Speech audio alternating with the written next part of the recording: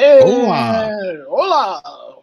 We have Super Spanish Califragilistic SPS Losis Tom, Midnight's Edge, Mead, and Midnight's Edge After Dark in the house. Hail. How's everybody doing? And we also have Pablo. Pablo. Hey, what's up, brothers? All right. It's a full house today here on Midnight's Edge in Espanol. See. Just as a warning, if you hear a bunch of emergency sirens, it's because my city got a situation with a flooding, so we are not on the top of a mountain. It is fault of the government, but everything is fault of the government these days, so whatever. Yeah, but just a warning. Yeah, and based on our weather, we're having a thunderstorm slash snowstorm that happened today. So if you hear me cracking up or something or breaking up in the background, that's probably because of that. But also, Tom has been working like a maniac all day today. And so we are going to, give him a break, and we're going to, do a kind of like a shorter stream today. Thank you, everybody, for stopping by and checking us out. But we don't want to take, too much of Tom's time. We still got enough to talk about, though, so we'll do our best. We do have a lot to talk about, yeah. So I think I got Tom. Our first thing is I was sharing screen. If you can check that out, I guess it's something to do with you because you've been a great champion of this film, and according to one of the little things, Screen Ranty said that Godzilla X Kong box office roars past major global milestone in less than 1 week. It looks like New Empire hits the 200 million global box office milestone in under a week, surpassing all expectation, but not Tom's because he claimed it. He was talking about this for a while now, saying that this movie was going to make money. A lot of people said no, but he was out there saying it.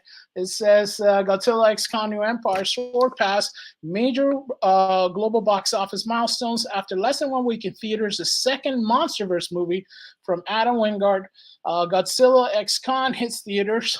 Already hit it. Is continuing the story from 2021 Godzilla vs. Kong and features a lead cast: Rebecca Hall, Rachel House, Dan Stevens, and Brian Tyree Henry as per Collider. The new movie has already surpassed a major global box office milestone. In only 4 days, Godzilla X Kong has made it past the 200 million mark worldwide, 20 million in its total from IMAX screen alone, with overall estimated total gross of 202 million. 87 million comes from the domestic sales, meaning that it will almost certainly pass 100 million mark domestically by Friday. The Godzilla X Kong box office has also made the MonsterVerse gross about 2 billion gross worldwide. Tom, you were calling it. You said this movie had legs because it looked fun. We won't even get. I know I want to touch on the movie on the toys for this because I think that's where they really wanted to make. Well, and that's kind of where I had insight, right? Like I never really. As far as liking the movie, I'm glad I enjoyed it for what it was, but that has very little to do with what I've been saying. My thing has been mainly that I noticed, especially since Godzilla King of the Monsters, they had been starting to do a drastic shift in the tone of the franchise since the 2014 film. And one thing I did notice big time was that the toys were selling really, really well. And not only that, they were staying on the shelves for a very long time, meaning they were, they kept replacing them, replenishing them. And basically the King of the Monster toys stayed on the shelf until the day they took them down and put up the Godzilla versus Kong toys. So that was telling me they must have been selling really, really well, considering a movie that was 2 years old. When you look at a world we're in now, in a lot of Marvel films, the toys are getting dumped to the clearance section, right? almost immediately after the movie's put out. In some cases, even before, it seems like in some days. Yeah. Yeah, that was where I kind of saw this, and I said both Dune and Godzilla have the had the potential of doubling the last film's box office simply because they were released on HBO Max simultaneously, which had a big impact, I believe, on the box office overall. And I think we've noticed that with the Dune, especially on the IMAX side of things, is continuing to sell out IMAX screens, and I think Kong is going to be the only thing to give it a run for its money. So for Legendary and Warner Brothers, who are behind both of these films, the only people they're competing with right now are themselves. So Right. you know, this And I was is kind of what I thinking figured was about going to that. happen. So Tom, you were saying you did cross over to Dune, and that's interesting because from what I understand, Dune 2 is I think the director was fighting with Max because they want to kick it already into streaming. I think like on the 13 or something, right? The 16. Right, the 16, right, Pablo?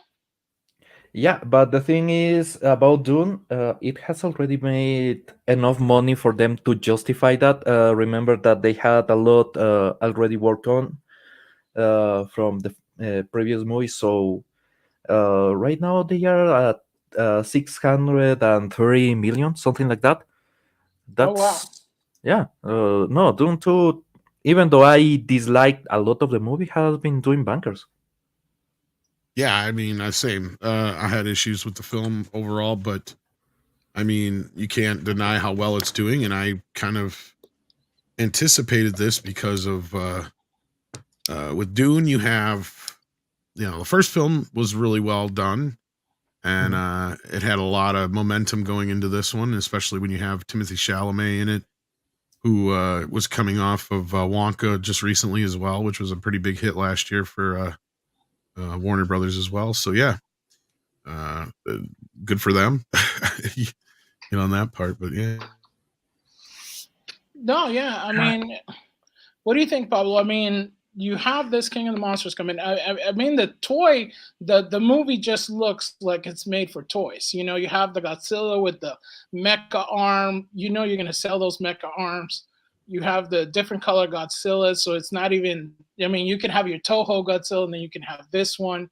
This is like it's made for toys because you can sell two Godzillas. They're completely, separate. Mhm.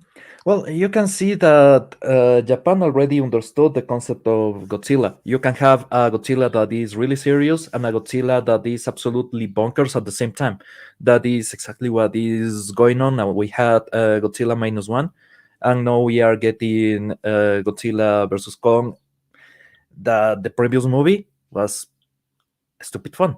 It was just seeing toys fighting on the screen, and sometimes your brain just needs to disconnect and enjoy something that is absolutely stupid. It's like being a kid again, and that's exactly what they are giving us. So this movie, I expect exactly the same. I haven't seen it yet, but I'm really hype about it. And the toys, dude, the amount Right? of toys that you can sell if you have a good movie about a monster is stupid. And Japan has been selling toys for Godzilla movies for years. They have been introducing characters all the time so they can get more toys, they can get more stuff out, and people really dig it. In this version of Godzilla, we don't have Godzilla doing a drop kick or something like that. In the Japanese movies, we actually had Godzilla doing wrestling moves for a time.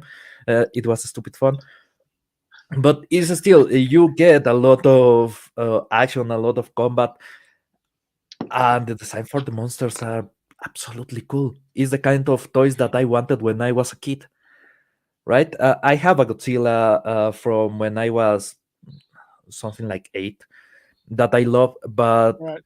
I want a collection of all the other Godzillas, and the Godzillas for the Warner movies. Uh, Absolutely great, man. What can I tell you? Is plastic that I will gladly have catching dust on my shelves. Yeah, because I remember as a kid, they had, you had the official figures from Japan, which were beautiful, but then you had the Chinese ones that those were the ones that we got, and Godzilla, it's all kind of, a little jacked up, but still fun. Yeah. But it's amazing how they got. I mean, you have two Godzillas right now, side by side, similar in ways, different in some ways. So you can sell two of these, and so it's amazing. Oh, It's they've got funny, tons of them. You got different right? sizes. You got, Yes. yeah. It's just they And did. Pablo, go ahead.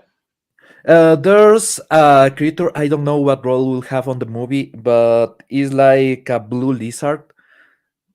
I don't Oh, think it's from the Japanese movies, or at least I don't remember it from the Japanese movies. But the figure looks absolutely amazing. It's the kind of things that I want for my kid. It's If you're talking about Shim or whatever, the new dinosaur or new Titan or whatever, that's a one they created on their own. But yeah, oh, okay. So it's like the flying one from the Godzilla King of the Monsters. Not Godzilla, the previous one, the first one. yeah, yeah. The first, it was what was it? Godzilla 20 something or whatever. The first one in this, they call the monsterverse, I guess, because first you had the Godzilla one, then you had the Kong. 2014. Yeah, Yeah, 2014, and then you had Kong, then you had them together, and now they're reprising the role. But you also had the same year, because it was funny, because I was like, it's funny because I told my wife, it's like, okay, I'm gonna go. I want to go see Godzilla, and it's like, well, didn't you just see Godzilla? And it's like, no, this is a different Godzilla. And it's Yeah. like, how do you have two Godzillas in the same year? And I'm like, because. That's when, all right, never mind. Don't explain it to me. It's gonna be complicated. Man, But you have lizards on the screen that are destroying something. Life is good. If we can have two of them, even better.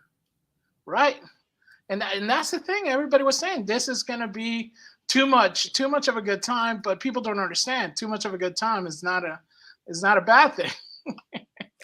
You need to think about the way that people consume things.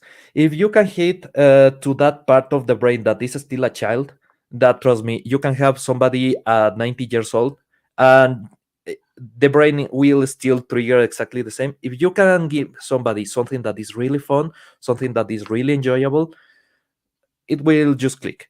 It doesn't matter if you are overly serious or think movies like Critters. Critters is something that you can just enjoy.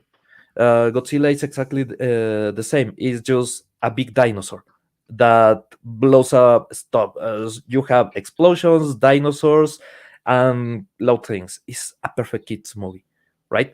Right, Then you get Godzilla minus one. That is an adult movie. It's a movie that is targeted for people that can understand the heavy themes about uh, the disaster that Japan went through after the Second World War. So you can get both things at the same time. There's no reason why you shouldn't. There's no reason why you cannot have both Godzillas, right? right. And kids, you show them that there's that movie on the screen. You have a pink lizard. Obviously, they want to see a pink lizard, man. A pink Right. atomic lizard sounds like a dream. Sounds it's just fun, and that's kind of how I don't understand, because we could have had an X-Men or an Avengers that was kind of dark. You could have like West Coast Avengers being light. You can have the East Coast Avengers being serious. You can have like X-Men. You could have New Mutants, and you could have the exact same thing that you're witnessing on the screen right now, meaning a very indie style, lower budget, gritty movie. And then you have like all CGI monster fest together on the same year, and it just doesn't seem like studios are understanding that it could happen. Not only could happen, it could be extremely successful, because I mean Toho made it. I guess what was it? It was 15 million, to make around even less, and it's already at over 100 million worldwide on the Japanese Godzilla. And this new one, I think it's already surpassed that, right? Let me just check the numbers, but Yeah, I think it did that in its opening weekend, and then Right. some. But I mean, it's to be big. fair, you're talking two different levels as far as how they were released, and that's what a lot of us couldn't understand is how they didn't work something out to try and release -1 on a bigger level. But I don't think they realized the impact it was going to have. But I mean, yeah, we live in a world where both of these can exist. Both of them benefit Toho and Godzilla as a property. There's no competition. It's not like one has to be better or do better than the other or anything like that, or just because this one's doing better financially here, or I mean, at least from our perceived eyes, doesn't mean that it's beating -1 in any way, shape, or form. And there is some people who are, I feel like, unfairly going after this movie uh, because of how good -1 is, and they're calling this movie and anybody who enjoys it a lot of names and whatnot, which I don't think is fair because, like you guys have been pointing out, and I've been saying for a while, both can exist. We've had lots of different kinds of Godzilla movies. Mhm. -1 is not a kind of movie you can take your kids to, though, right? This one you can, right? That's the beauty of it. And the funny thing is on the reviews is Criticless even pointed out or posted on Twitter today my review and Alan Ng's review and I think Savvy's review of this film. And what's funny is all three of our reviews are exactly pretty much the same thing, except we give it 3 varied ratings. And so I think it's all going to depend on what you go into this with, right? Like, Mhm. if you expect to get something like -1 out of this, then you're going to definitely be disappointed. But if you go in expecting a Saturday morning cartoon, and I don't mean that in a derogatory way, then that's what you're going to get out of it. I felt like an 8-year-old again watching this movie. It's like I said, if this movie came out when I was 8, this would be my new favorite movie. Like that's it. You know what I mean? Like everything would be Godzilla Kong. Like nothing else would Right. matter, you know? Like No, you're absolutely right. I'm just getting this flashback. I remember when the Godzilla came out. It was 1998. The Bad Godzilla, the Godzilla The that Matthew got pregnant. Broderick. Yeah, and Yeah, the movie sucked. I will it was admit, even terrible. though I like it when I was a kid because I was a kid, the movie was terrible. But then they had that TV cartoon that was absolutely banger. I remember being glued to the screen watching that cartoon. Uh, It was just team ups of monsters fighting other monsters, and I loved that. I loved every second of that. So if we can get that on a big screen, I'm absolutely in. And just think about this. Uh, That separation between having different tiers of the same thing is something that Japan has been doing really well with the Toho movies, but also something that Marvel did well while Marvel was separated in different things. When we had the Fox movies, and with the Fox movies, we got some things like Deadpool. Deadpool was the superhero movie to mock superhero movies. Everybody went to see it. It was really enjoyable. But then you had the movies that you could take your kids to. So you had the Marvel movies of that time that were actually really good. Is still the time where Disney is pushing a lot of good Marvel movies. You could have both of them and you could enjoy both of them at the same time. It was not tiresome. No, you go to see any Marvel movie, you left the theater absolutely tired, absolutely how do I say it? Drain. Exactly, drained because it takes away from you. It's so bad that it takes away from you. But at the time you had let's admit it, Deadpool is good because it's a mediocre movie that is really fun. It's not a good movie by any stretch of the imagination. Graphically is really deficient. The plot is nonsensical, but it's Deadpool. Is an R-rated movie about superheroes that kill each other, and that's absolutely fine. You Yeah. had both of them, and both of them were tracking really good. Then they tried to make the more mature Marvel movies. And, well, you cannot take your kids to some of them, and some of the new. I don't want to take my kid to a movie that sucks. Right. So still not for kids, not for anybody right That's now. for anybody. Yeah. Only for producers. Pero si las personas que nos están escuchando en español, lo que estamos hablando de ahora es que tenemos dos Godzillas que salieron este año. Uno es la de Toho y la otra es el rey de los monstruo universo, que se dice de la Godzilla X-Con. Y lo que estamos diciendo es que estas dos películas pueden existir en el mismo tiempo, siendo diferentes una de la de otra, pero los dos juntas es como una diversión, porque una es un poco más para adultos, otro es más para niños, pero las dos tienen algo que todo el mundo puede conectar, algo con el uno, puede ver que es más artístico, más adulto, y la otra para el niño que tenemos todos adentro y para nuestros niños de la familia, ¿o no, Pablo? Sí, es lo que estaba diciendo en inglés. Solamente piensa en esto. Tienes dos películas perfectamente aptas para el público que quieras. Las dos tienen el mismo personaje principal, pero realmente no importa porque las sensaciones son diferentes y además el alcance es diferente.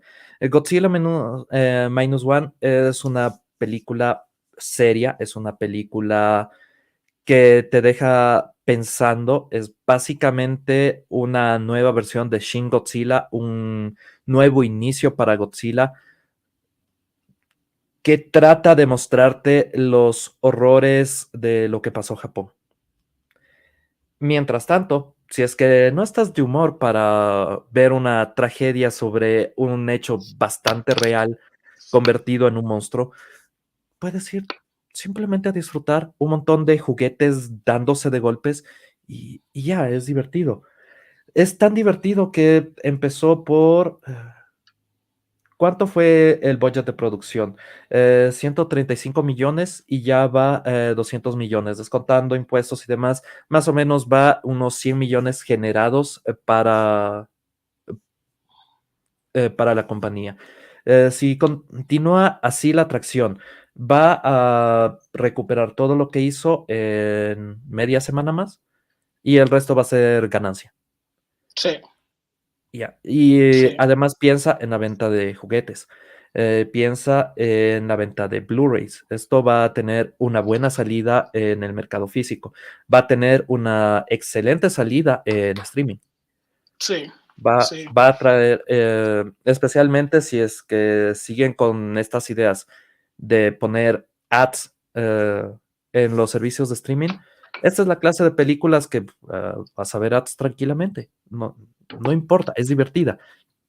Entonces, matemáticamente, la película tiene sentido. Sí.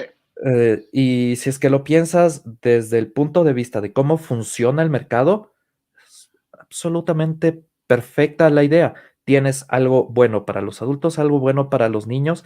Resulta que ambos tienen un lagarto gigante. Ok.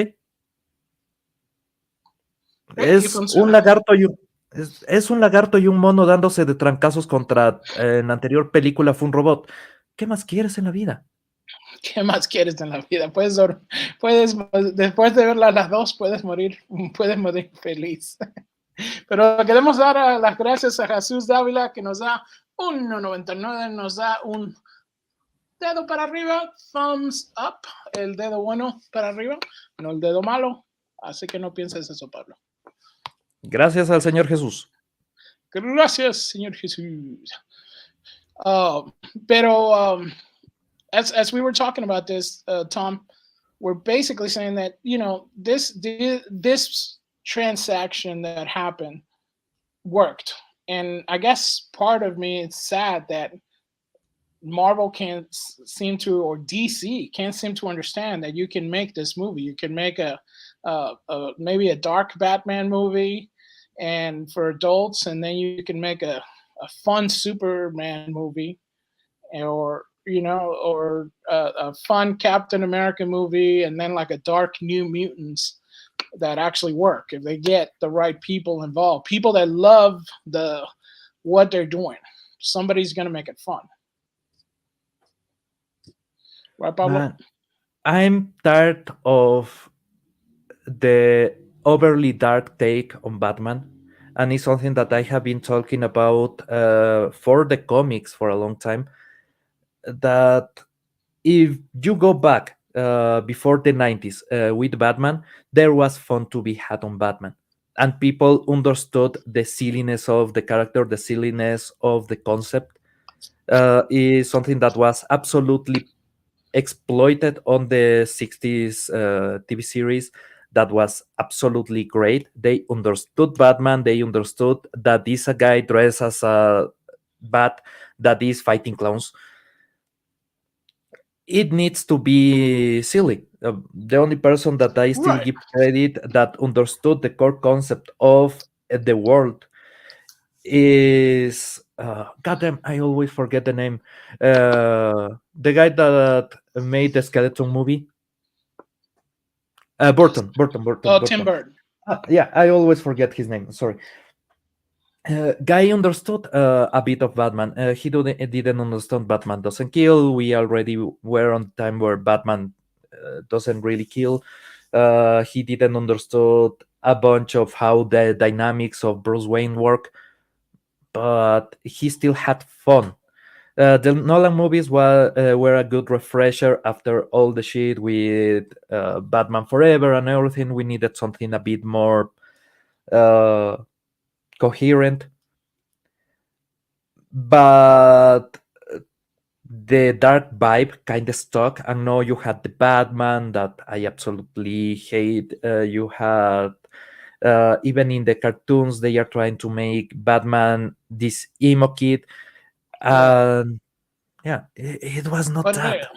but I guess what I'm saying is I just use the Batman reference in the sense that when you see these two together on screen right now, what I'm saying, like, you have like a good chance to do something like a noir, very artsy. Not, I mean, dark is the wrong word.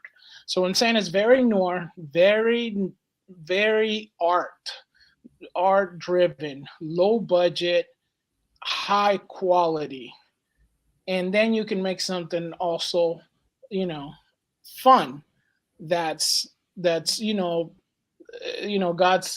and Kong punching each other in front of the you know the big Gaza pyramids. You're going, what? It needs to happen in a sense that you can have these two worlds collide. And I think the big comic studios do not understand what just happened. They don't comprehend it. They don't understand the basics of the market itself. They don't understand how to generate traction through kids. That is something that big suites on the 90s actually were really good at. Sometimes you make something that is supposed to be go with your kids because you are quote unquote protecting your kids. Actually, they are making something that is perfectly suitable for kids, and they need your money too. So is this needs you need to get in with a parent. Okay, I think the Jurassic Park movies, some of them had the warning that maybe you should come with your kids, maybe this is too scary. It's dinosaurs. It's dinosaurs, don't sweat about it. My aunt had to take me to Jurassic Park 2, the Lost World, Yeah.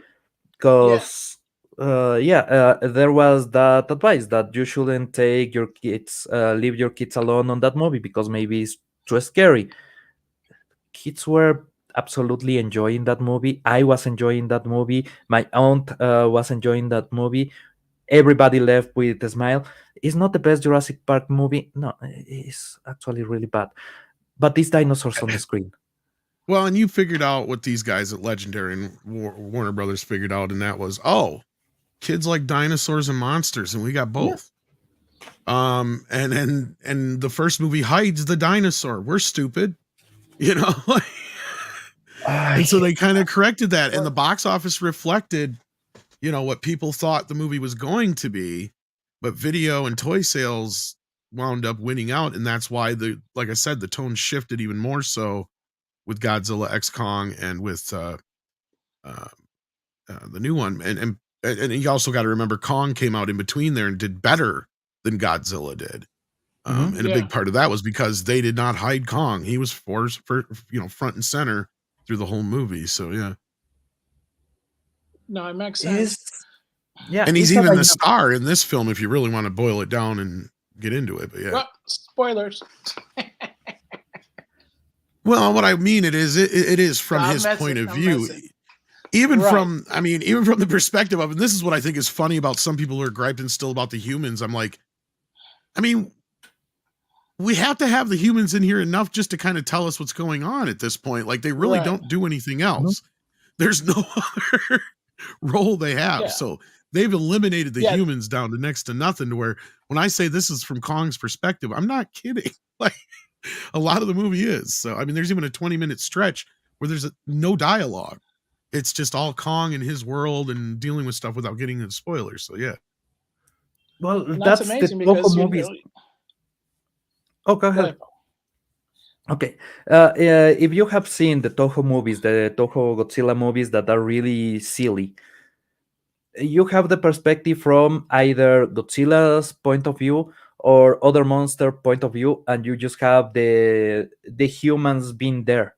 You have the government telling everybody to evacuate, and we are going to use this bomb, or we are using this laser, and we are trying to defeat both of the monsters. And then you just follow the monster that is going to kick somebody's ass, and that's it. Is just explanation. You need a bit of exposition in the middle of the movie so you know what the hell is going on. That let's say Mothra just broke free from this prison because of this shit or this other shit. Okay, that's it. I don't need to know anymore. I will have a fight. Yeah. It's like the humans are there for expositions, because we can't get into the mind of Kong or Godzilla going, oh, by the way, it's been 1,000 years since, you know, the monsters came. Well, that had happened on the Toho movies.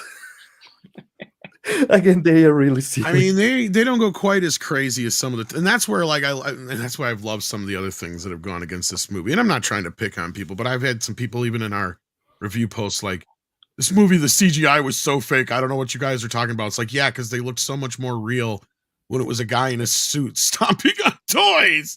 Like, what are you talking about? Like, I get it. I loved the quaintness of that, but to sit there and go, like, the effects of this suck in comparison to what?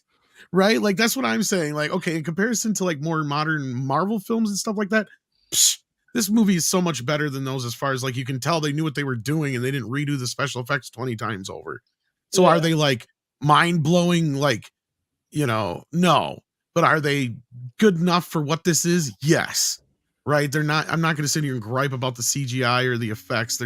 This is a living cartoon, folks, at this point. Like, I mean, we got to the point where, like you just said, we're one step away from literally just having them have their own voice.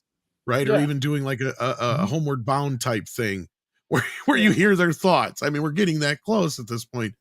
I mean, I wouldn't be surprised if in the next one we don't have, and I even joked, like, Arnold Schwarzenegger doing the voice of Kong and Sly doing the voice of Godzilla or something like that. You know what I mean? It just, we've gotten that goofy here with this stuff, but it's just not stepped over that goofy line yet. But they should take that idea. They actually should take that idea. I will love to see that. They totally should. But I guess this comes to... I don't want to fight with you. I want to fight you. But we got to fight together to beat the bad ape. Which one's Danny DeVito going to be? Guys, quit the fighting. I'm Mini Kong.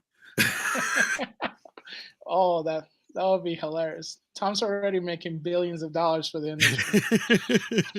But I guess this goes, to our second point, which is it's like the sequel Strike Back, meaning there's very hardly, big budget productions that are coming out. It seems like everything's a sequel. Everything it's, they want, the studios are afraid to spend money on anything less than what they think is going to be a guaranteed hit, right? I mean, we see it now. We did have, we're talking about, the King of the Monsters, but we're also talking about stuff like this that came out. So, Ghostbusters Frozen Empire, it's basically a sequel of a sequel of a sequel. So what's new that's coming to Hollywood? That's sequels. The sequel is basically the new thing. It's the guarantee thing. What's going on? We just did a study on this thing, and I mean, Hollywood is completely flipped. I mean, you go back 30, 40 years ago. In fact, let's stick with 40 years ago, because this franchise, Ghostbusters, that's when it started, right? And you go back to 1984, and of the biggest films of the year, only one or two of them were actually sequels. Now you come to the modern age where you're lucky if you get one or two movies in the top 10 films of the year that aren't sequels.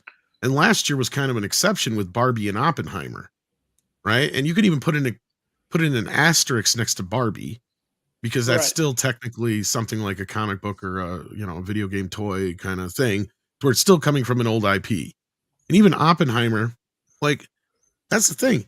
Seems like the only times they can make a dramatic film anymore and it make any money is if it's a biopic or the latest has been the product pick, or whatever you want to call it, because you have like the McDonald's movie, the Tetris film, and stuff like that. Even the Gran Turismo movie, where it's based around the concept as a product, so it's more of a biopic about that thing. You even had the Cheetos movie, the one with the came out. Oh yeah. Flaming Hot. Flaming Hot. Flaming Hot and Air is another good example of one of those two. Right, yeah. So these have kind of become the new biopics now, and if it's not those, it's musical biopics, right? Especially since the Queen one hit. But Ghostbusters, and we did a video on this. There's a study that came out recently. There's a few studies. One, it's showing that millennials and Zoomers are just sick and tired of sequels, franchises, remakes, reboots of the sort. They want their own thing. Now, I even though you could consider things like Dune and Godzilla in that reboot range, I'll put an asterisk next to them, because they're their own version of them, right? Same thing with Dune. Dune is not something that's been around for 20 plus years just from the sci-fi version, and you're even 40 years removed from the original. And there's another movie that came out in 1984, right? So, I mean, even though it's still an adaptation of a book, so it's still kind of its own thing. Plus, you got the Timothée Chalamet and Zendaya element there. And that's the same thing with Wonka. The reason why I think Wonka did so well had more to do with Timothée Chalamet being in it than anything. But the fact that the movie wasn't that bad also helped it. But even though it's a prequel to a 60-year-old film, it has Timothée Chalamet in it instead. But I mean, a lot of these kids nowadays, they want their own thing. And really, how long has it been since kids have had their own thing? Harry Potter, right? I mean, and those kids are now adults. And that's kind of the same thing here with Ghostbusters. A lot of the people that liked the film were adults. Kids could just care less. I don't think McKenna Grace or Finn Wolfhard are a type of draw that Timothée Chalamet is. And even if Timothée Chalamet was in this movie, I don't know if it would have helped. And I enjoyed this film. I had a good time with it. But I also feel like maybe, just maybe, Ghostbusters' time has passed. They tried it now twice. It didn't quite catch on the way they were hoping. The only people who are enjoying it are the older crowds. So in that case, you got to budget it for that. But I mean, look at the number of sequels, prequels, remakes, all this shit we got coming up down the pipeline. I mean, just this morning alone, we're getting another Matrix movie.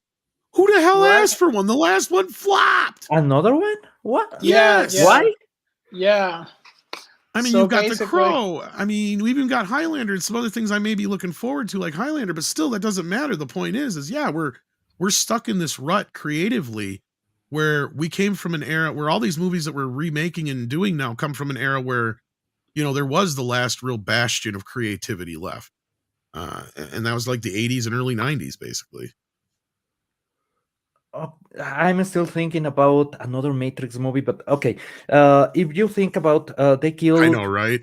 Yeah, they absolutely killed Ghostbusters. I don't think kids nowadays are not willing to give a chance to something like Ghostbusters, but 2016 they destroyed the confidence on the franchise. That didn't Uh, help either. yeah, Yeah, that really hurt the they momentum.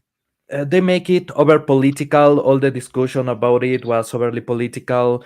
The fact that the movie sucked also was a big deterrent for the Afterlife movie. Afterlife was actually really enjoyable. I had a good time with it. I had a blast seeing all the small details that it was just an I homage. mean, Ghostbusters might be an example, not to interrupt you, Pablo, but I think Ghostbusters just might be an example of getting too nerdy or getting too inside jokey or however you want to put it, making it too fan servicey. And I can understand some people saying that, especially Afterlife, because like some people just didn't dig it, you know. Yeah, And I'm not saying that people who are fans of the first two films didn't like it are wrong, but to me, it felt like the more into the franchise you were, like if you were like a casual viewer of the original films, that's cool. If you like the cartoon, yeah. But unless you were somebody who's really nerdily into the Ghostbusters universe, I don't know if these last two movies are for anybody else but you.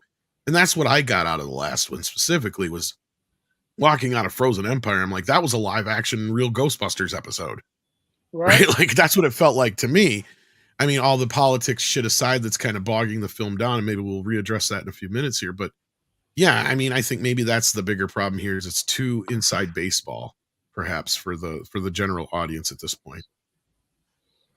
uh, maybe the 2016 opportunity, not the final product, but the opportunity of having a reboot was kind of good idea because people were waiting for the Ghostbuster 3 movie for a long time. We never really get that. We had a video game on the Nintendo Wii that people took as this is Ghostbusters 3 and that's it. We don't need anything else. But yeah, the time had passed enough. There was enough separation. There were a new batch of kids that maybe you can entice with something like a Ghostbuster reboot, but they missed that train, and then they have to go back to the previous movies. They have to keep going to the original movies because, well, if they don't do that, there's no confidence on anything coming from Well, Ghostbusters. I agree with you to a point, except for I wouldn't have rebooted it. I think the biggest problem was rejecting the audience at that point Yeah, because the audience was expecting a Ghostbusters 3. I Yeah. think most people can understand that these guys are old enough that they're going to have to pass down the torch. But I guess what I'll agree with what you just said, Pablo, is that the time had passed now because of they squandered the 2016 film. Because really, these last two movies didn't have much worse of an opening than that film. But I just wonder if we've reached a point where the past due date on some of these franchises has passed, right? Maybe Ghostbusters is only big enough to function on like a net streaming series, right? Or something like that, where you have Bill Murray pop up once in a Right. while instead of the whole movie. What? Again, that could be something we could really get into and debate all day long. But I think the broader problem here is just more so kids want the Zoomers, the millennials. One of the main reasons why I feel like they're not going to the movies and they're not interested in films is there's nobody making films for them, right? I mean, we can have these Ghostbuster movies. That's not a problem. But there's nobody that's making anything that's specific. Like even the Matrix, a 25-year-old franchise. and Why? Did to it's death. not a kid friendly franchise. If you cannot target to a What new even when I audience say something. kids, I mean teenagers too. Yeah, But yeah, Yeah. granted. Yeah. The Matrix was top 90s. It was the best movie for finishing the 90s. It had the attitude, it had the darkness, the plot was a bit nonsensical, to be honest. But again, if you want to discuss how difficult it will be to generate that much heat and using that heat to power the machines when Zion works using energy from the center of the earth, that actually the machines could do, and the machines will not need a human anymore. There's a bunch of stupid plot details there that need a lot of suspension of disbelief to actually work. But the movie was the 90s. The movie felt like the 90s. The music, the atmosphere. At the beginning, you had all that corporate pressure over Neo that you could feel at that time. It was when the big companies were starting to actually destroy confidence on working for them, even more than in the 80s with all the scandals. But this is the time where people were actually fed up, were tired, and you can see all that reflected on the movie. The sequels try to be sci-fi done in a really weird way. I still enjoy a lot of Reloaded. I have a lot of gripes with Revolution, but still there's some fun scenes there. The fourth movie was absolutely shit. There was nothing of that sensation of I just hate the world, I hate everything, but I'm cool, man. No, I think you hit the nail on the head, at least from what I'm translating from what you just said there. And that is the first Matrix basically used anime and sci-fi as a vessel to tell this story about corruption and all that kind of stuff, as opposed to the sequels, which basically were created by those people who corrupt. Yeah, exactly. And the fourth film, even more so. Like the fourth film, like, look, I don't even understand why they're doing a fourth one, because I sum up the fourth film really simply here in less than a minute. If you guys want to hear this, I did this like when it first came out. What is everyone's I thoughts have- on the Matrix Resurrections? Matrix, no more erections. Yeah. I feel like there was like a 60 to 70-minute episode of something good maybe in there. And most of it involves everything that had anything to do with Neil Patrick Harris, pretty much. Wow. I agreed with his character a lot more than I expected to, and the rest of it is just like shotgun references wrapped around a really bad fan film. This Yeah. movie, you guys aren't even seeing the truth. This movie is about a man who has to get ready for a date, so he takes a little blue pill. That 'Cause he would be a can't get better it up no concept. more. Yes, I didn't know I didn't notice that. No, that's a good one. It's true. It's in the movie. No, it can't is. It fly. is the movie. Yeah, He couldn't fly. He couldn't get it up. Yeah, he was taking a blue pill every day. Did you notice that? Yeah, he was. That's going to lead to a priapism. I'm just sorry. It's a medical condition you just don't want as a dude. So yeah, less than 30 seconds. I guess I summed it up in 15 seconds. The Matrix no erections is basically that. A guy who has a date with an old flame and he can't get it up anymore, so he has to pop a little blue pill so he can. Oh my gosh, Yeah, from basically, saving but I think- humanity.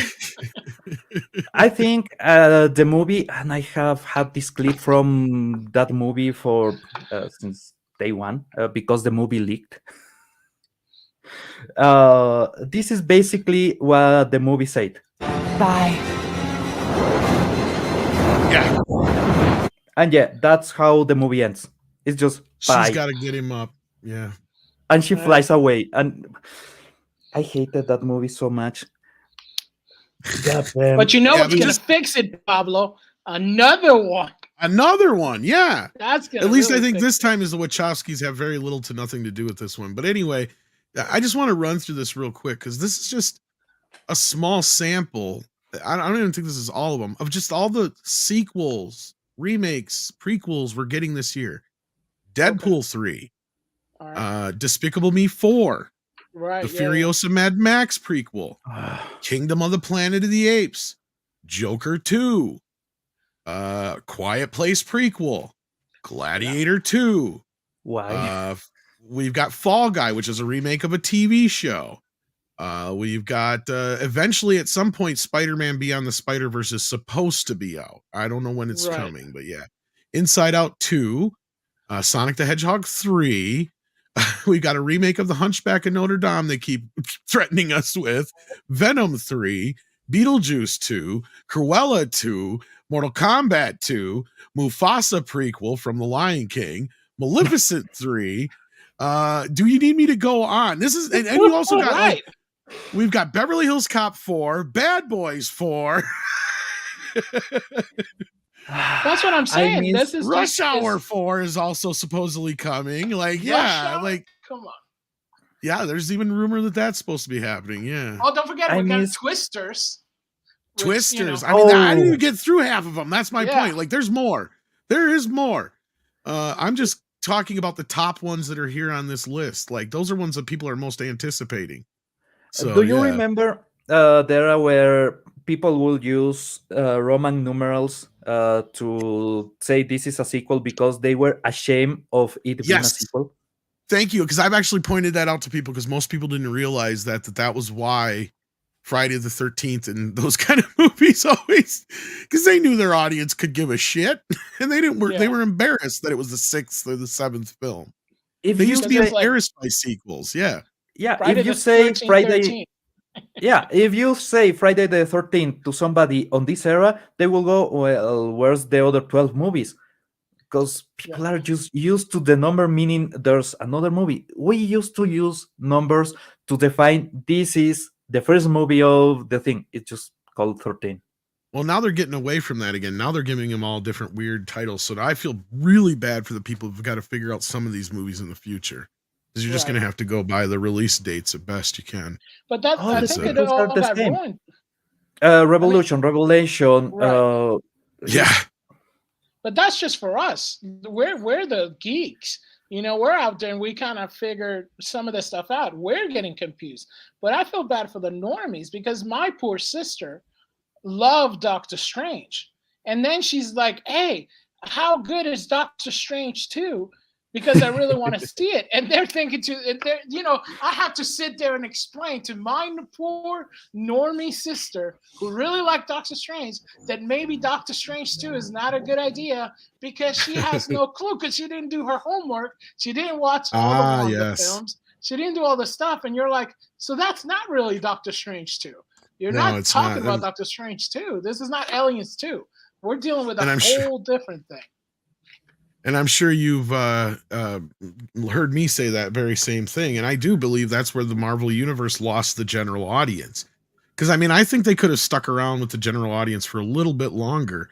The mistake they made was just that. You had Doctor Strange 2, a movie that did, I think, pretty well at first. I mean, and it did manage to almost leg out at $1 billion. But that was only, I think it would have done much better had it been what it should have been, a Doctor Strange 2 and not a sequel to all these other things that didn't matter, because instead of building off of Spider-Man No Way Home in the original Doctor Strange film, like you just pointed out, it was a sequel to the WandaVision series that nobody watched. So unless you watch the show, you're completely lost on what is kind of going on in the movie, or you just don't give a shit, right? Like that's the other problem. I think that's when the general audience kind of checked out at that point. And the biggest, and the next big point was when they had a Black Panther movie, when Black Panther was literally not in the movie. For the videos, the new to Black Panther.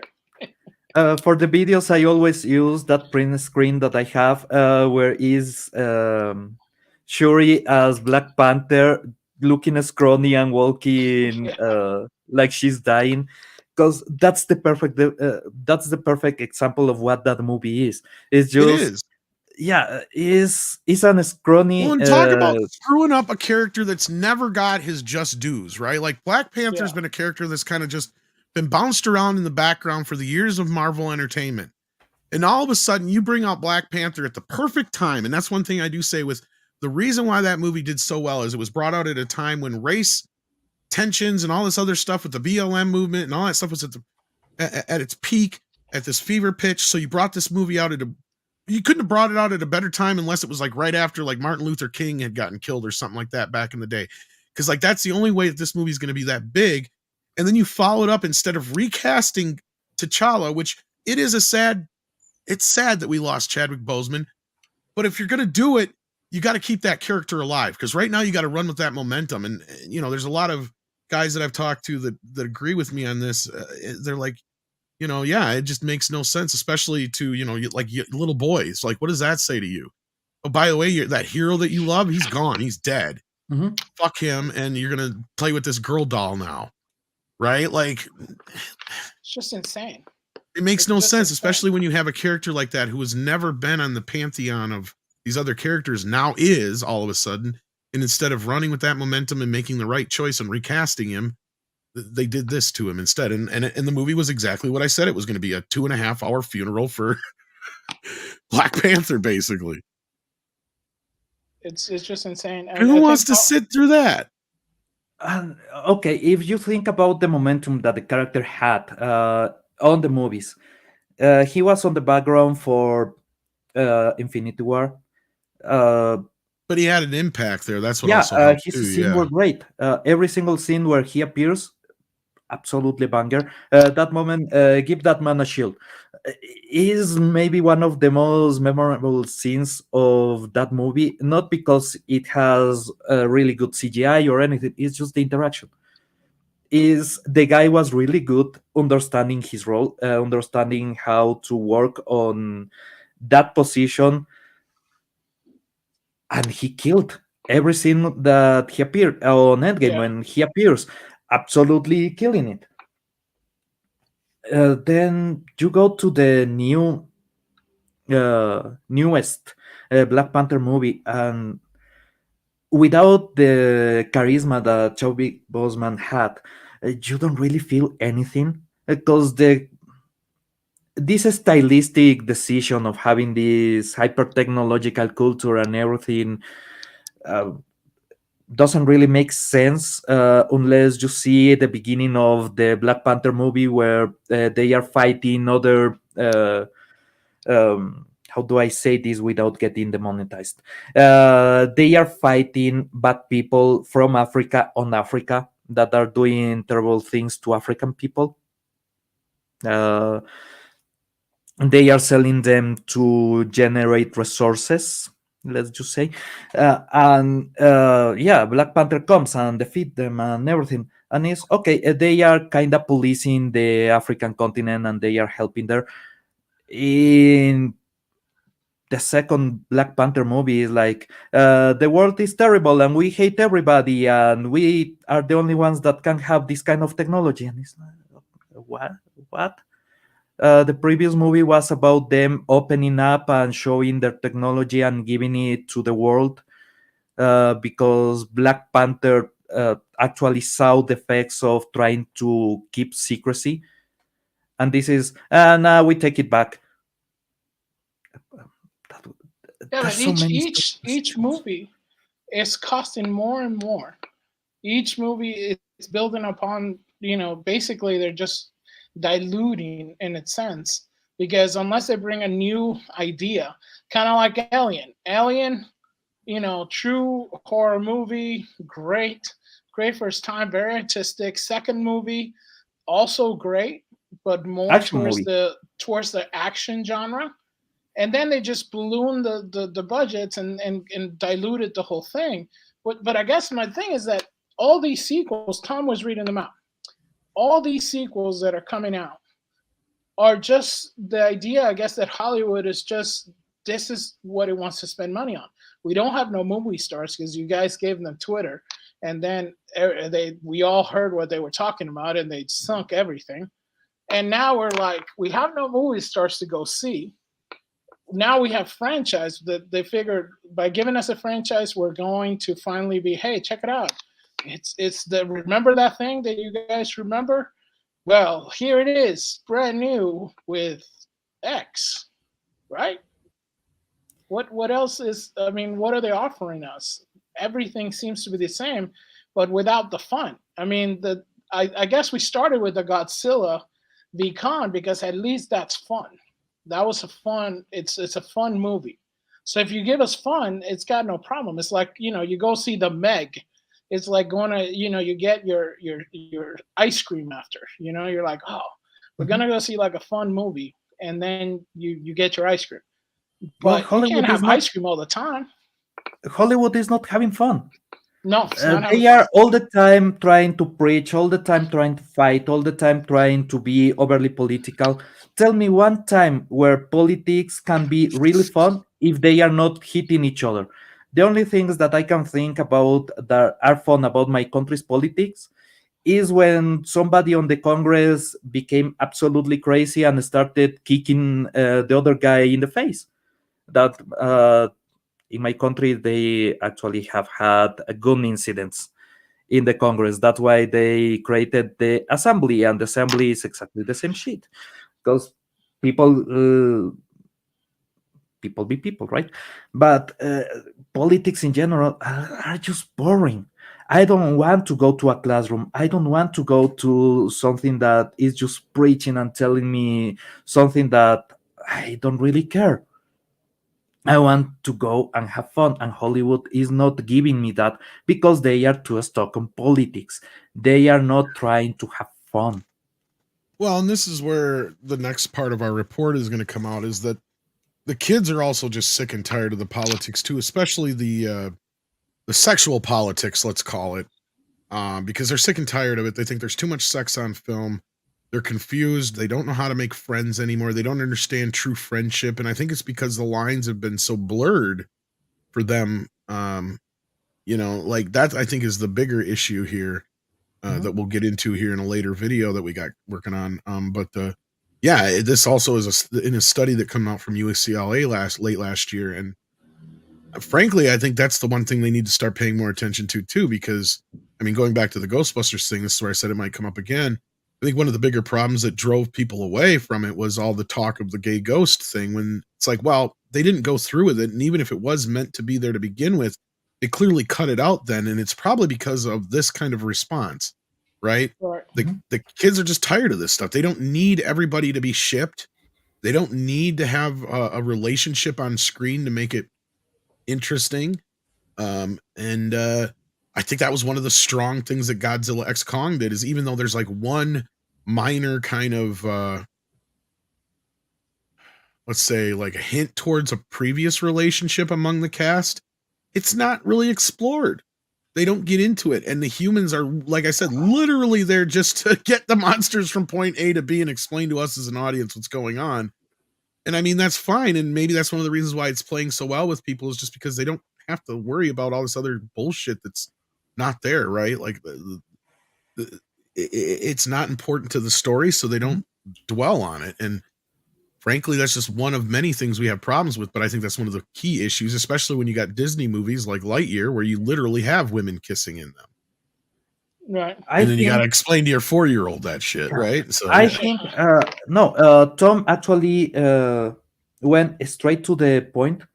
There's a lot of sex talk in the movies, right? And people are tired about that. But also, there's not enough sex on the movies as sex. If you remember Why Species, that's a movie that I remember really fondly when I was a kid, because it had tits. That's the reason that I like that movie. And that's fine, but I think in general, though, there is just this problem with, every movie being revolved around that. Yeah. They made sex boring. Well, that's what I mean. It's only for certain people now, and it's like, okay. I mean, if you're going to have a certain kind of movie, you would expect some tits to fly out once in a while. That's fine.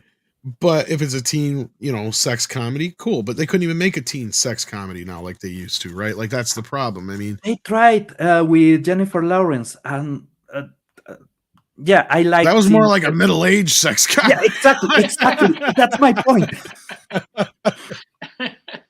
We had American Pie. We had Porky's. Yeah. That used to be its own cottage industry. Now, granted, they're called teen sex comedies. They didn't actually star teens.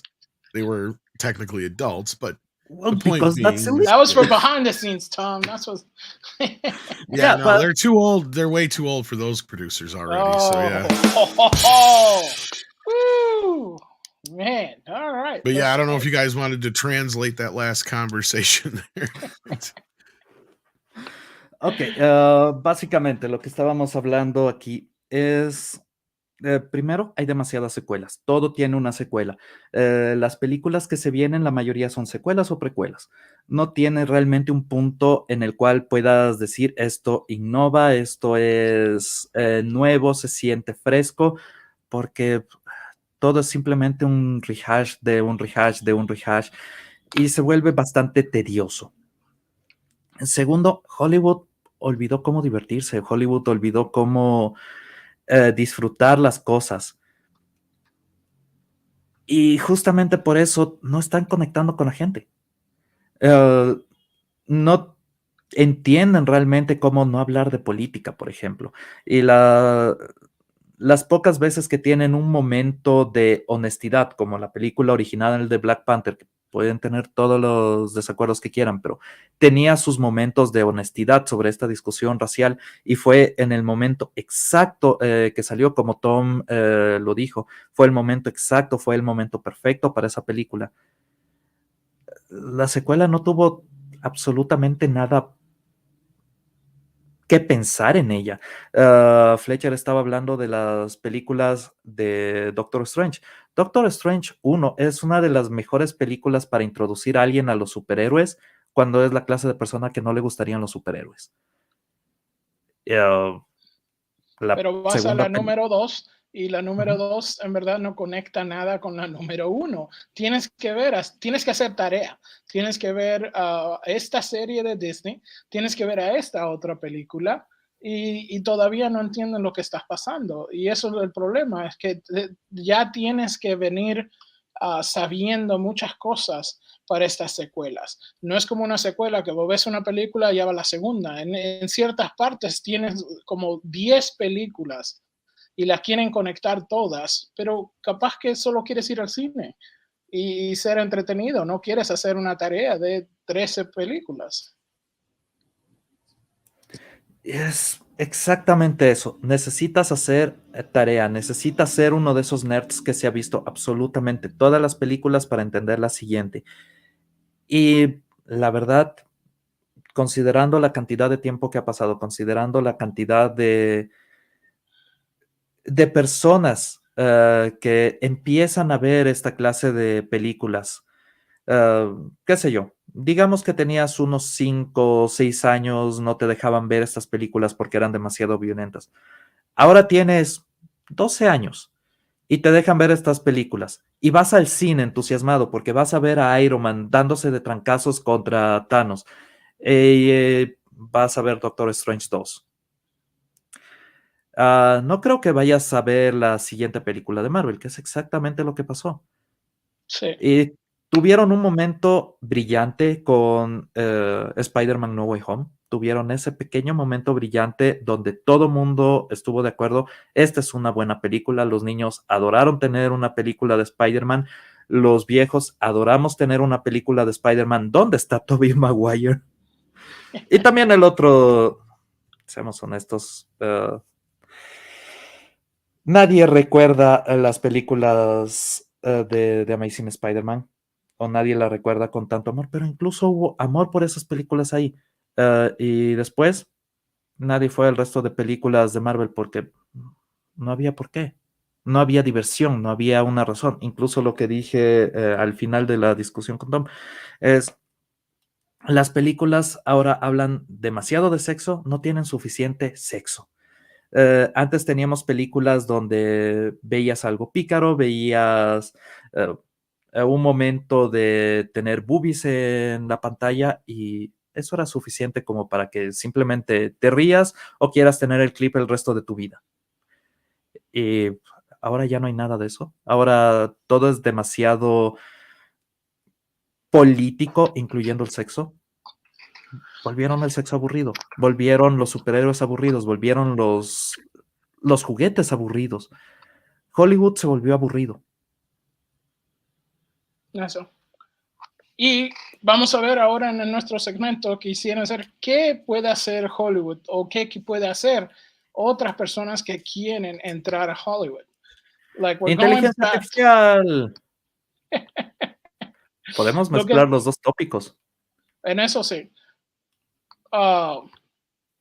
Pero I wanted to share everybody with this because we were talking about what can Hollywood do, and it seems like what's going to happen is these small studios are going to pick up the pace. I mean, this is just came out recently from our local news in Vegas, stuck in back east, but home away from home Vegas. There's a $1.8 billion Sony movie studio back for Mark Wahlberg. So basically, Sony's given Mark Wahlberg, who's putting out a lot of content lately, their own movie studio. We see things like Angel Studios, Shutter Studios, so many of these small production studios that are happening right now. And I do want to touch on something afterward, because after the story, we're going to touch on Pablo's AI story, which basically is showing that we can be our own studios in a sense, but the smaller studios are picking up the pace. They're picking up where Hollywood has come, are lacking, because they can move, they can churn these things out quicker, and they can actually make a difference. Me and my wife just saw Cabrini, which was the Angel Studios. We were shocked by the quality of how beautiful it is. And this is done by a small studio. A lot of small studios together under one umbrella. But I mean, guys, this is we have like the cabriolet here. We got the small little engine that could, in a sense, because this big studios are dropping the ball. Can small studios pick it up and be the future right now? Well, and I think I don't know about be the future so much as just they'll take over where Hollywood left off with doing the smaller, non-IP driven features. And the other side of this, I wonder if this is Mark Wahlberg getting involved so they can do a lot less. Like, I wonder if a lot of the projects they'll be working on will be non-union projects, because I think that's part of the issue he's having right now is getting insured and stuff because of his, because I guess he's got a felony on his record and stuff like that from when he was a kid. Some other shit. So, like, yeah, I don't know all the ins and outs of that, but I wonder if that's part of the reason he's involved with this too. But yeah, no, Sony is Tom Rothman is not stupid. In this case, like, this is the one time where I hated his ass, just like everybody else back in the day, for what he did to Marvel and X-Men and Deadpool specifically. And frankly, he's been the best thing to ever happen to Sony, because he's one of the few guys out there wanting to try other things besides IPs. He's not a fan of superhero films. He's one of the reasons why I wonder if we will get a Ghostbusters 3, considering how bad this played. Because he's not going to get behind something like that if it's not going to make any money.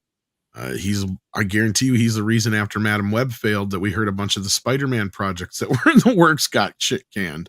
Right. Or Spider-Man spin-offs, to be clear, not Spider-Man. Right. But yeah. No, but I mean, this is a good move by them. I'm interested to hear more about it. I'm curious what Wahlberg's involvement would be, and yeah.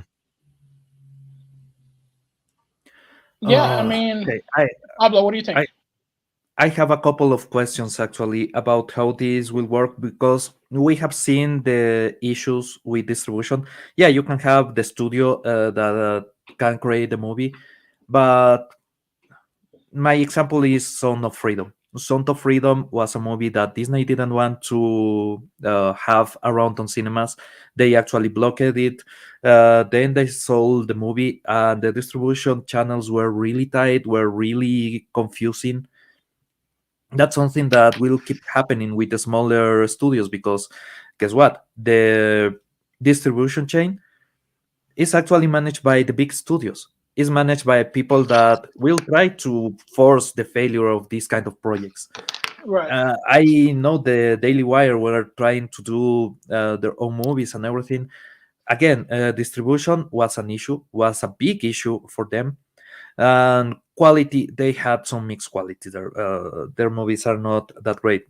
But in general, they didn't know how to sell them, or they were even prevented in some cases from selling their movies, because it's not in the right mindset, not in the right politics to be sold or to be distributed by this company or that company. Hollywood has a way right now to prevent any new or upcoming studio to actually do anything, because they can just break the system. They can just stop them from getting out. And what's left? Some distribution through internet through streaming like Tubi or something like that, that won't really generate revenue. So there's not much that you can do. What they need to start creating right now is a new distribution method that can actually get to international markets on time. They can have everything that the current delivery system has without the obstruction of politics or any of that. Well, I guess in this one you see Mark Wahlberg. He's creating, a lot of movies that are, they're more for like everybody and family, and he's partnering with Sony. I mean, he's partnered with a big, huge studio. They have all the distribution, they have all the stuff, and then they're just, I'm sure he's just doing his own thing. But we see movies like like Daily Wire. I think is making like a new series based on like a fantasy book, the Pentagon or something. So there's stuff happening behind the scenes in a sense where you have these smaller studios that I think are getting a little bit more distributions because the movie theaters, they don't have that much to go on. And I think the horror genre, it's you had Shudder, you have Blumhouse and stuff like that, where they're like smaller studios, and then they're able to kind of go hard and fast, get in and out, and with something that's very relevant, make some money for the movie theaters. And we see like now there's back in the days, like horror movies were just for around a certain time, and now it seems like there's a new horror movie coming out like every week. You touch on something that is really important. Just remember that here in Ecuador, Cinemark basically went bankrupt. They had to sell the theater to another company, all the theaters to another company, and that company hasn't even integrated. It's called Multicines. It haven't integrated the cinemas that were for Cinemark on their system, so purchasing tickets and everything is a nightmare there. Getting what's coming next on the old Cinemark theaters, you cannot really do that easily because Multicines just don't care. It's not profitable enough to keep those screens up. So basically, the industry is giving up in different places. Here in Ecuador, is already given up, and I don't know if Hollywood can reignite that flame, can get people back into cinemas if they don't get enough of interesting films, of anything that can get people's butts into the seats. I know it's interesting because I think in Argentina also what they're doing is they're trying to, some of the movie theaters are also backed by the government. Because they do subsidies. Same thing in Mexico. They have a lot of subsidies for these movies where the government creates, basically movies that nobody goes to watch because a lot of the art house stuff is just, bloated with propaganda and stuff like that. I know both in Mexico and Argentina, they had, movies that are so artsy and they put them out. Nobody really goes to see it, but they are paid for by the state. And they have some kind of system where there's like a movie tax. You want to go see that really popular movie that just came out? Well, that's got a tax because we got to pay for the movie that nobody wants to see, but it's paid for by the government. Milei will be fixing that really soon. Remember that he's axing all that shit. Yeah, that's the good part. But in Mexico, I don't know so much. But Tom, what do you think about this? Do you think that things like Shudder, things like smaller things, that can move a little bit faster, are able to kind of capture a little bit of that movie section? Or you think that, like Pablo says, in a lot of places, movies are kind of cooked in a sense. They need a real quick change. I mean, as far as the indies go, we've seen a lot of them have great success in the last couple of years, from like the Terrifier 2 to the Winnie the Pooh horror films. You've had minor successes with a couple other smaller pictures. I mean, I think there's a possibility there. They just do have the bigger uphill battle unless they're attached to a studio like Sony or Disney or Warner. That the biggest hurdle is the studios. Like that's what we saw with Angel, right? Like, and everybody actively went out against them in that movie, and all it did was help the film at the end of the day. So, I mean, and what we saw now is a movie like, or a studio like Angel has now become a bit of a they become a bit of competition. They're not big enough yet, or they don't have the impact yet to really rock the box office in the way that it's like they have to have a Sound of Freedom at least a couple times a year, and I don't see that happening yet. Right. They have had some films that have gotten some notice. I've noticed they've gotten a little bit more bigger as far as their reach.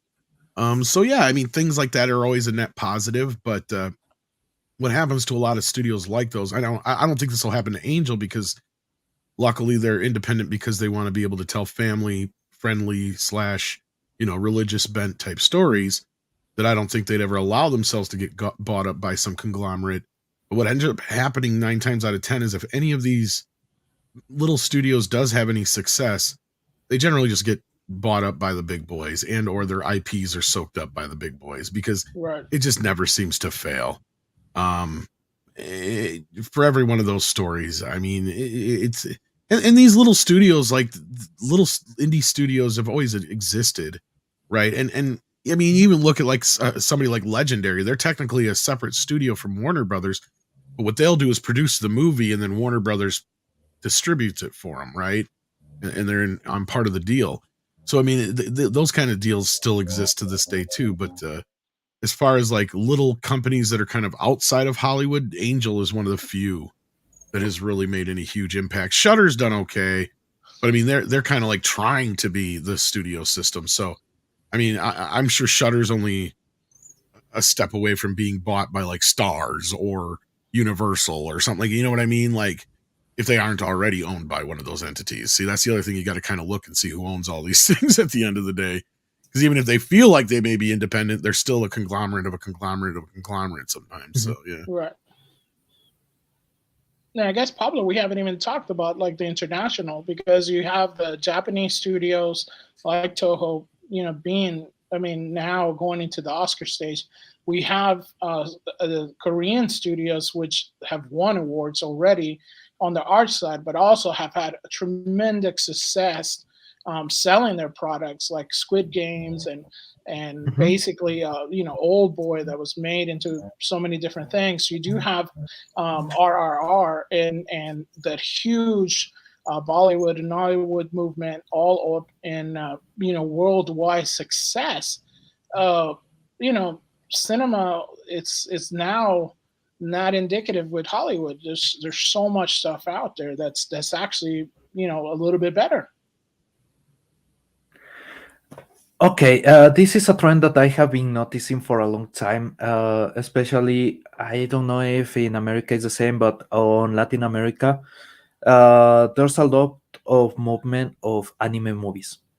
And I don't mean just one studio or another. There's a lot of studios that are selling really cheap the anime movies to the international market. And that distribution network, I don't know how it works, but it's working really well, because all the time you get new anime films on screens.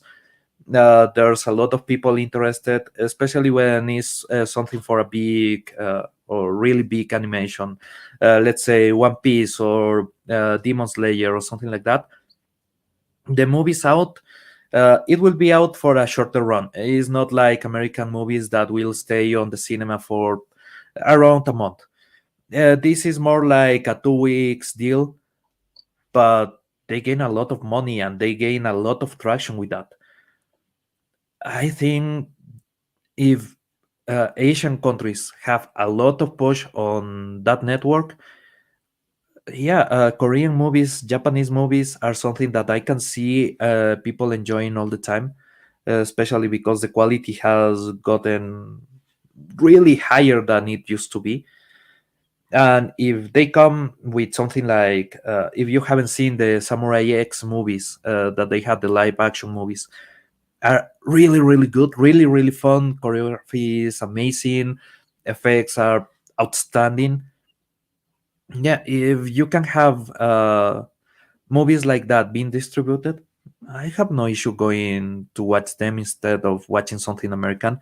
For Indian movies, uh, I don't know how they are managing things because they have a lot of bangers, a lot of good movies all the time, but they are not on screens internationally. So, yeah, a big push from them may be necessary at this point because, well, cinemas also need the business.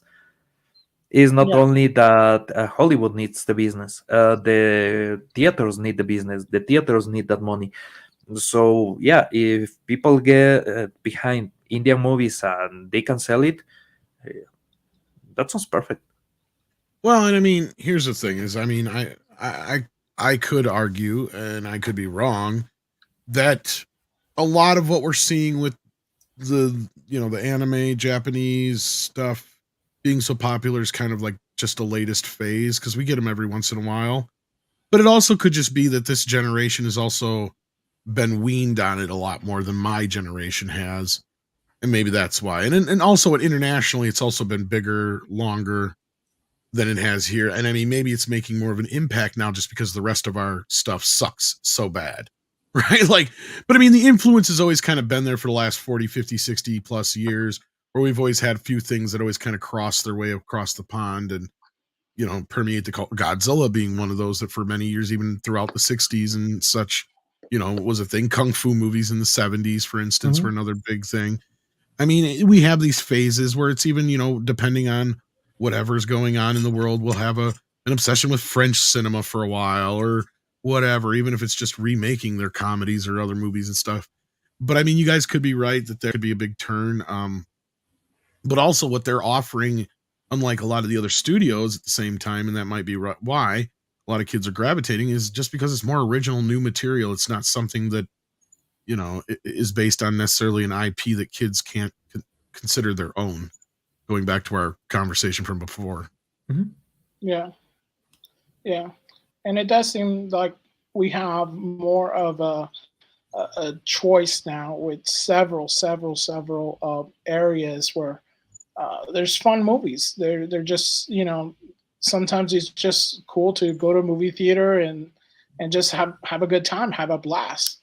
And it does seem like we have that more in international movies now than in domestic movies. For us that kind of go in and out of international, it's more the common. But like Pablo was saying, in Latin America, it seems like the Indian movies haven't come in yet fully. I do know that in certain areas, like more Central America, where there is more people from India and the Caribbean, they are doing a lot more, showing there. And I do think as more Indian people are moving more around, you are getting, like in Brazil, you have more of an enclave. But I think in Argentina, it's not hit yet. And in Mexico, I don't think so either. But since the population is small, but you have a lot of people, are consuming it a lot more. I think when more people or get into it. Pero si hacemos una traducción de lo que estábamos diciendo ahora, estamos hablando si los estudios pequeños es el futuro de Hollywood, porque recién el actor Mark Wahlberg, Sony le está dando bastantes millones para hacer un estudio en Las Vegas, y sabemos que pocos estudios como el estudio Ángel, que hizo el sonido de Libertad y también la película Cabrini recientemente, ha tenido bastante resultado, también como los estudios de Shutter y Blumhouse, que hacen películas de horror por bastante poco dinero, pero tienen bastante éxito mundialmente, con unas películas que en verdad las hacen bastante baratas y bastante rápido. Y como dijimos antes también, que antes el género del horror se figuraba en ciertos tiempos del año, pero ahora parece que cada mes tenemos 1 o 2 o 3 películas de horror, ¿no, Pablo? El problema realmente es el mercado no se puede mantener solamente con películas de horror. El mercado necesita una variedad constante, necesita un flujo constante de diferentes grupos de personas para realmente poder generar el dinero para mantenerse. Es lo que estaba hablando. Cinemark quebró en el Ecuador. Sé que hay algunos países donde está teniendo problemas. Las cadenas de distribución son extremadamente difíciles de controlar, pero por otro lado, Japón está mandando películas, por ejemplo, de anime hacia Latinoamérica. Y si es que ven en las carteleras, todo el tiempo están apareciendo nuevas películas de anime, especialmente de cosas grandes como Demon Slayer, como One Piece. Eso obviamente genera dinero y los costos de comprar los derechos para una de estas películas es extremadamente barato, así que los cines se van a ir por eso. Ahora que India tuviese el mismo proceso sería excelente. Me gustaría ver muchísimas más películas de la India en teatros a nivel mundial, pero ahora se está viniendo una nueva ola de películas, se están creando nuevos métodos de distribución, especialmente de Asia, y creo que eso sería una respuesta decente para el mercado. No es la mejor respuesta. Vamos a tener algunos problemas, especialmente porque Hollywood era un puntal, era el centro de todo el mercado de películas. Pero si ellos no están dispuestos a hacerlo, alguien tiene que. Y si es que Japón domina, bueno, ya pasó en los cómics, que los cómics ya no venden ni una décima parte de lo que vende en general el mercado del manga. Eso es culpa de los Estados Unidos, es culpa de cómo ellos manejaron y arruinaron esa industria. Lo mismo está pasando con las películas, pero necesitamos un poco más de flujo, necesitamos mayor calidad y sobre todo mayor acceso a películas de quien quiera producir buenas películas. Yes. So as Pablo was saying, we're going to go into an area where basically movie making has played with, but the main thing now is that he had touched on this and I wanted to cover it last week, but we didn't get a chance. So we're going to talk about it now, which is how AI can basically, bring the studio to you. I know a lot of us talk about stuff like this because our parents treated us this way, that you want movies, we got movies at home, but you want studios, well, you got studios at home. Right, Pablo? This is a bit different. We are not still at the point where we can fully do Hollywood level movies on home. But we are on the point where Hollywood can actually start axing a lot of jobs and doing things way better for themselves. What Fletcher is showing, if you can just scroll to the video. Okay, here we go. Let's see. Yeah. Okay, this technology what does is creates a wireframe of the face, actually keeps everything from the face. And play it for a second. Can you give us volume? Yeah. Hold on. Now we're stuck on this stupid tower in the Can you middle hear of it? nowhere. Yep. And I don't blame you, and now we're stuck on this stupid freaking tower in the middle of freaking nowhere. And it's all my fault. I think it's better if I share because your internet is a bit choppy. Okay, go ahead. Just let me a second. But this is the idea. Basically, you create a wireframe of the face of the person, and you fix any issue that you get from the face when you translate, because you are trying to read the mouth, you are trying to read the lips, you are trying to follow what the person is saying, and when it's dubbed, it's really difficult. So this technology copies the face of the actress and just makes the lips move through what she's saying in Spanish or in Japanese or in Chinese or in any language.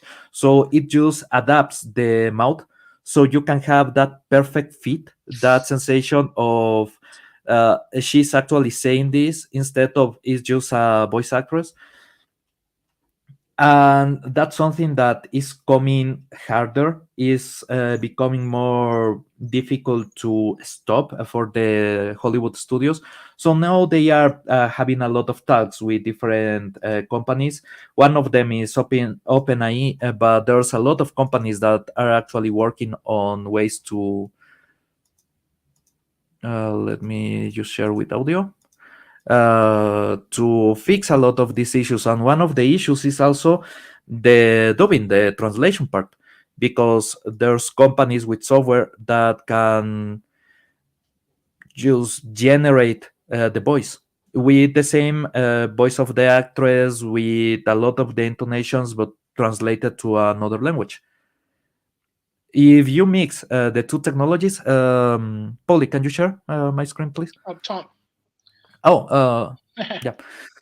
If you can do that, basically you take away the jobs for anything that is time correcting for the voice and anybody that is working on the dubbing, on the voice acting. So yeah, this is the Now we're stuck on this stupid tower in the middle of nowhere. And I don't blame you, and now we're stuck on this stupid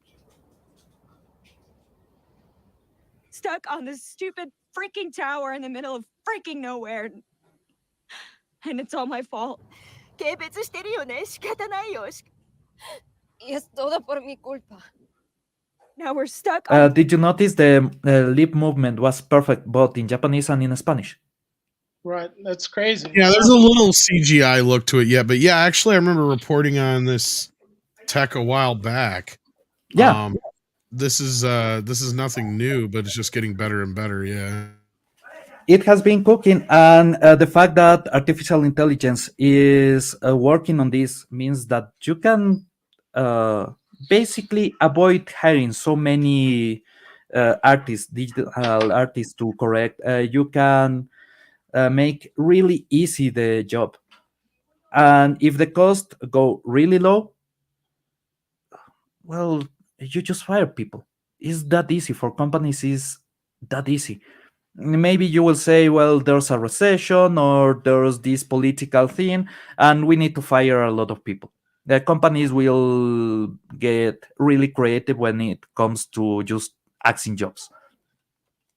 Then you use this technology, you finish a bunch of movies, and that's it. Maybe even if the actor, let's say The Crow, the actor sadly died on set. So what they had to do is just mix and match some scenes to finish the movie. It was not really complete. Some of the scenes are just rehashes of other scenes and stuff.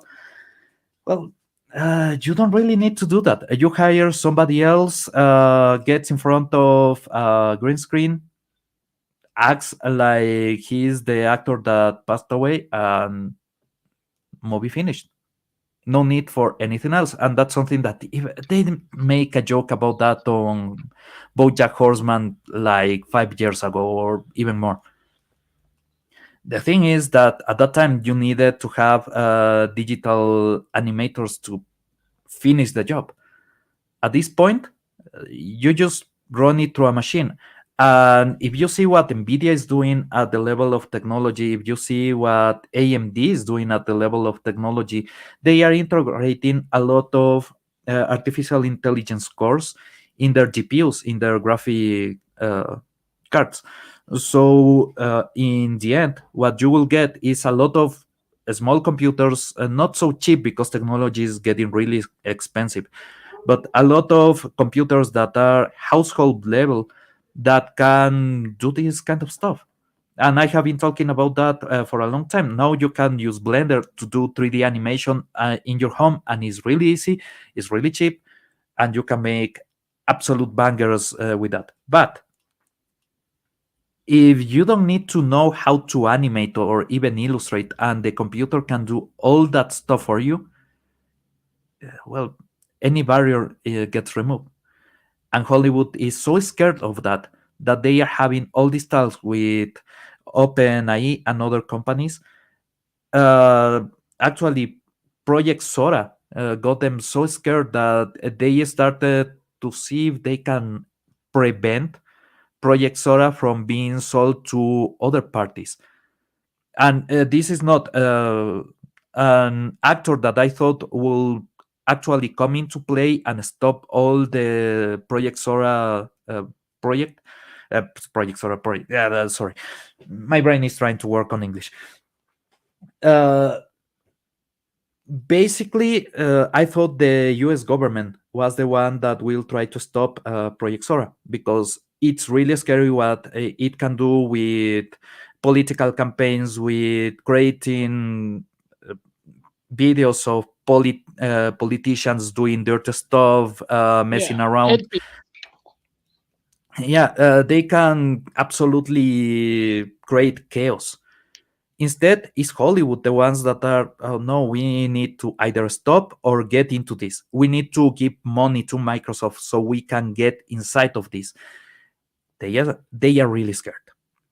And Project Sora don't need anybody, don't need any actor. It doesn't need any graphical designer, any illustrator. It just goes from a database, creates absolutely anything that you want. The angles are getting really scary. Before, a couple of generations before, video generating was that Will Smith eating pasta, right? That was even a bit scary. Now you can have a 360 view of a dog, where you can determine every angle, every bit of the dog. You can see absolutely every single hair on the dog, and it was just automated. You just stated in the prompt, I want a 360 video of a dog. That's it. And that's a but what I'm saying, I guess, is because looking at how we were saying, like Godzilla, you did have, like, I think, what was it, like 35 people involved in the CGI, $15 million to make that awesome movie, Oscar worthy. Oscar worthy with even more Oscars if they was nominated. The top of the heap was so well done. What's that? Anybody? I mean, you get enough funding for to gather, be very talented friends, and what would stop you from doing a basically a Hollywood level awesome production? If Nvidia keeps track, is tracking exactly the same that they are tracking right now, they are removing themselves from the gaming space. They are stopping a lot of advertisement and a lot of push for the gaming side of things, because they are getting really deep into artificial intelligence, and that's basically what they are trying to sell the most. So the next generation of graphic cards will be more oriented to artificial intelligence, to actually automating a lot of stuff. Well, at that point, let's say 2-3 years in the future, that is a long time for computers. Is like it used to be 10 years or something like that on software development. Now it's like 2 years. So is happening really, really fast. You have the artificial intelligence course. You have everything set up in a way that you can automate from a prompt. You don't need friends. That sounds terrible, but you don't need skillful friends. to make the movie, because you will say, I need the voice of this actress, I need something that looks like this, the scene will be 2-3 minutes, and this will happen. That's it. Yeah, That's I mean, all I've you been saying similar things to like, I don't think that Hollywood will really start worrying about AI until some kid in their basement makes the Star Wars sequel trilogy better with AI. Oh, And that's happening. yeah, it'll happen eventually. I mean, it may not be Star Wars. I was just using that as an example, but yeah, it'll happen eventually, and then they'll go, "Oh crap, we got to put a stop to this," and that's when it'll finally hit the Yeah, fan. but But yeah, imagine, Tom, if like Rebel Moon was written well and not scattershot, that would have been incredible. Oh, They that would have. script is ChatGPT, man. That script is full ChatGPT. That's what I'm Yeah, saying. It looks better than what they're putting out. If all you needed was rein in a little bit of ego and actually have a good script behind it, boom, it would have been set. You would have had the Star Wars killer, I think. I mean, in my opinion, I mean it's certainly Star better Wars is looking the than Star Wars Star Trek. killer. Yeah, the Star Wars killer. I mean, Star Wars I think is it's its own killer. right. Star Wars kills Oh, itself. Kathleen It's Kennedy suicide. is the. Yeah, I want to show Tom this. I'm sharing my screen. This is made with Project Sora. So this is why Hollywood got so scared so fast. There's no human involvement in this. This is a machine doing this.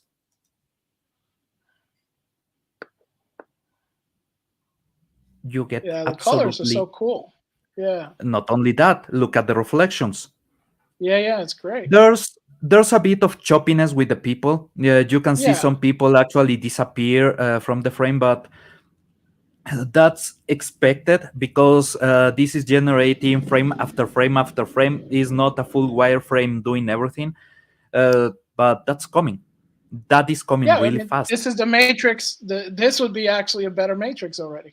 Yes, Because this it actually looks better than the last Matrix that came out. yeah. There's a point where she walks. You get off the frame. You can see her face and everything. But then, if you notice, when everything goes back into the previous state of frame, the jacket change. The flaps are bigger. But that is easy to correct, especially if you are at this level, and there's no human involvement whatsoever in any of this. The person is created by artificial intelligence. Every frame is created by artificial intelligence. The concept is created by artificial intelligence. This made Hollywood studios run and try to get people from Microsoft, from OpenAI, working with them the same day. This was shown, and Hollywood was there. Hollywood was desperate. The WGA is working with OpenAI right now. SAG-AFTRA is working with OpenAI right now. And it's not the only technology. There's technologies coming from other countries like India, like Japan, that are scaring studios. So, yeah, I think the future is coming really fast for them. They didn't anticipate when they were on the strikes and everything. They didn't anticipate that the next year, not even 6 months after they finish the strike, their jobs will be in this level of peril. And remember, I'm talking about what will happen in 2 years. This happened in less than a year. When you saw Will Smith eating pasta, that it was nightmare fuel. Well, that was less than 12 months from this. That's crazy. That's the level. Yeah, that's so much fun. But we want to thank everybody. We want to thank Tom for hanging out with us today. Thanks everybody who stopped by. Don't forget to hit that like and also leave a comment with the video. It really helps with our algorithms. But Tom, what you got coming up? Probably 50 different things. Because Tom doesn't sleep. I said he going off in the background here because the UPS guy just showed up. Later on this afternoon, I don't know exactly yet. I'm sure I'll pop up somewhere. If not, I got physical media over on Fanzine's channel in a few hours, and I'm sure I'll be working on some other things in the meantime, like getting some lunch. Lunch, Pablo. ¿Qué estás haciendo después? Yeah, don't forget Meet Radio. Oh, yeah. Bueno, ¿qué voy a hacer después? Might even do that. Who knows? Yeah. Bueno, en estos días, ayer salió un video bastante interesante en mi message, deberían revisarlo. Y se vienen más videos de lo que Andre me ha dicho. Hay algunos scripts en trabajo que van a ser bastante interesantes. Bueno, la próxima semana se viene el directo aquí. Y además, los viernes hacemos el programa de cómics con Nick Weiser. Y hemos estado hablando de algunas cosas bastante divertidas. Así que les recomiendo ir por allá, especialmente porque en un par de semanas vamos a retomar Amazing Spider-Man. Estábamos en el número 41 o 42 la última vez que revisamos Amazing Spider-Man. Cool. Lo cual quiere decir que estamos cambiando de artista y estamos siguiendo hacia una nueva era de Spider-Man. Lastimosamente haremos unos 20 tomos de Spider-Man como cada año. Así que todavía no vamos a llegar al punto de la noche en la que Gwen Stacy murió y cosas así. Pero se vienen cosas muy divertidas. Les recomiendo muchísimo ese programa. Y bueno, los cortos aquí también, ¿verdad? Sí, eso sí. Para que sepan, tenemos unos cortos casi todos los días con nuestra gran Lily, 300 Mirrors, y también con Nomi Without You. Y a veces yo paso por ahí un short también. Muchas gracias por todas las personas que asistieron con nosotros. Por favor, déjenos un comentario o un mensaje ahí en el chat. Y also también si pueden mandar este video para todos sus amiguitos para crecer un poco el canal y que se suscriban para ayudar también. Thank you everybody for stopping by and checking us out. Please like and subscribe, share in the interwebs. We want to thank Tom and Pablo, our hosts here. And we want to see you next week on Wednesday. We're going to be hanging out again after Midnight's Edge. So thank you so much, everybody. I hope everybody had a great time. Thank you. Tom, let's rope him up or head him out. Or what should we say about that?